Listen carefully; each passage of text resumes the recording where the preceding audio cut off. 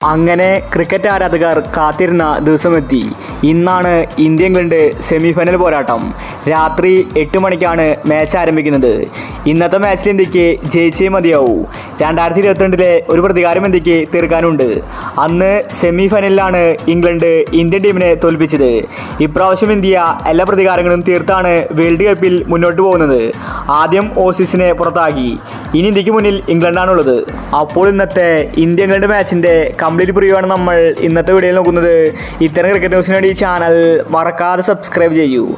ഇന്നത്തെ ഇന്ത്യൻ ടീമിൽ ചില മാറ്റങ്ങൾ വരുമെന്ന റിപ്പോർട്ടാണ് വന്നിരിക്കുന്നത്.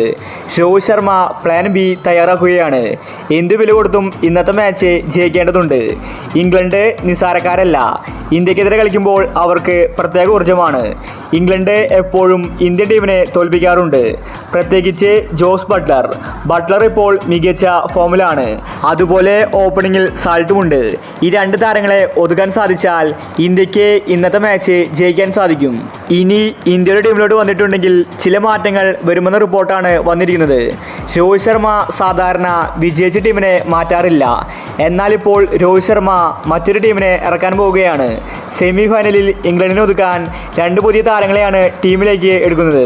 സഞ്ജുവും ചഹലുമാണത്. ഈ 2 താരങ്ങളെ ഇന്നത്തെ മാച്ചിൽ കളിപ്പിച്ചേക്കുമെന്നാണ് അറിയാൻ സാധിക്കുന്നത്. നിലവിൽ ഇന്ത്യ നേരിടുന്ന പ്രധാന പ്രശ്നം ഓപ്പണിംഗ് ആണ്. കോഹ്ലി ഡെക്കിലാണ് പുറത്താവുന്നത്. പക്ഷേ രോഹിത് ശർമ്മ ഓപ്പണിംഗ് മാറ്റാൻ സാധ്യത കുറവാണ്. അല്ലെങ്കിൽ പിന്നെ ജയ്സ്വാളിനെ കൊണ്ടുവരണം. അങ്ങനെയാണെങ്കിൽ കോഹ്ലി ടീമിൽ നിന്ന് പുറത്താണ്.